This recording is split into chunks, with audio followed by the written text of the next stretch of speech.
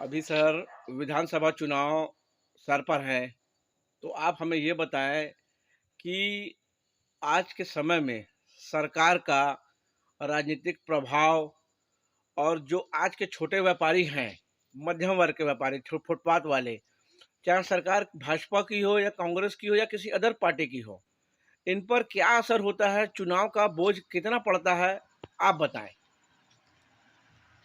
देखिए, बिलासपुर का ये दुर्भाग्य है कि पिछले 20-25 साल में जितनी भी राजनीति यहाँ आई, जितनी भी पार्टियां सत्ता में रही, जो भी नेता यहाँ सत्ता में रहा,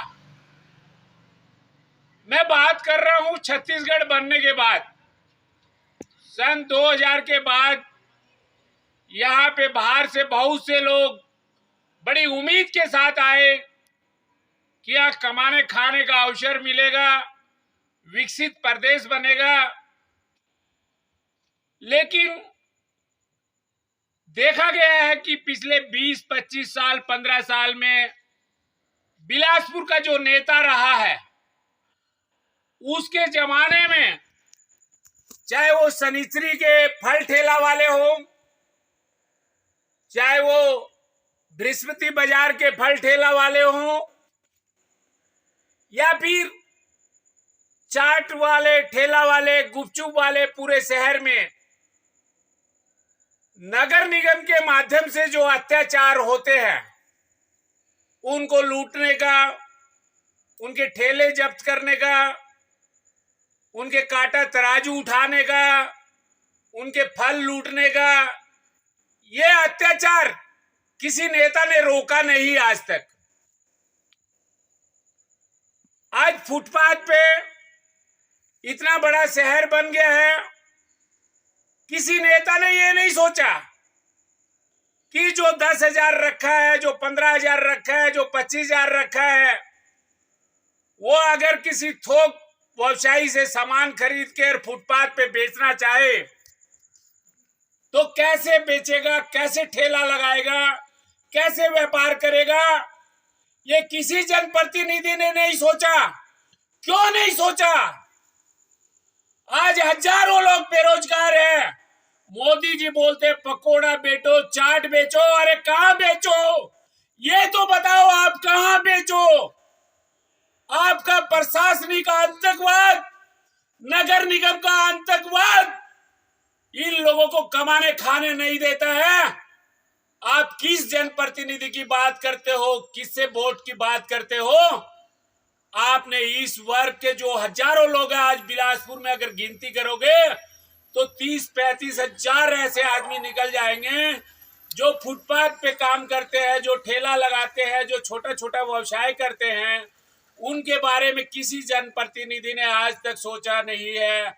विकास की बात करते हो आप बड़े बड़े धन कुबेरों की, अटैची सूटकेस वालों की बात करते हो आप, लेकिन इस वर्ग के बारे में किसी ने नहीं सोचा। ये बिलासपुर का बहुत बड़ा दुर्भाग्य है और ऐसी राजनीति को मैं धिक्कारता हूं, ऐसे नेता को धिक्कारता हूं जो गरीबों के बारे में नहीं सोचता, जो आम आदमी के बारे में नहीं सोचता। चुनाव जीतता है और अपनी गोटी फिट करने में लग जाता है, अपना माल कमाने में लग जाता है।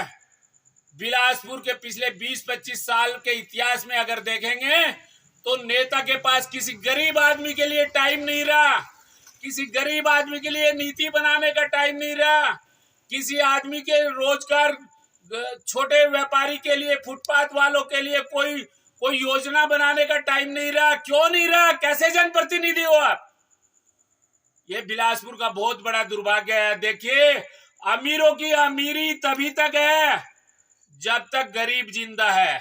ये बात ध्यान रखिए, आप कितने भी बड़े अमीर हैं, जिस दिन गरीब खत्म हो गया, आपका पंचर बनाने वाला कोई नहीं मिलेगा, आपका बूट पॉलिश करने वाला कोई नहीं मिलेगा, आपको सब्जी ठेला वाला कोई नहीं मिलेगा, आपको जो है आपकी मजदूरी करने वाला कोई नहीं मिलेगा। इसलिए गरीबों की रक्षा किसी भी नेता की पहली प्राथमिकता होना चाहिए। जो कि हमारा जनप्रतिनिधि 20 साल से बिलासपुर में चुनाव जीता, लेकिन गरीबों की कोई परवाह नहीं किया। उल्टे अगर किसी ने 2 फीट बाई 4 फीट का अगर चबूतरा बना करके चाय और गुटखा राजश्री बेचने का, अपना नाश्ता की दुकान खोलने का छोटा सा प्रयास किया, उसका चबूतरा तुड़वा दिया। उसको बड़े बड़े अवैध कंस्ट्रक्शन, अवैध निर्माण नजर नहीं आए। अरे नेताजी, तेरी औकात है तो जा करके किसी तालापारा में और तार बहार में जा करके अवैध निर्माण को हटा के देख। जो सड़कों पे एक एक कमरे की 10 बाई 10 की दुकान बना करके बैठे हैं। एक तूने छोटे से आदमी का चबूतरा तुड़वा करके क्या महान कार्य किया।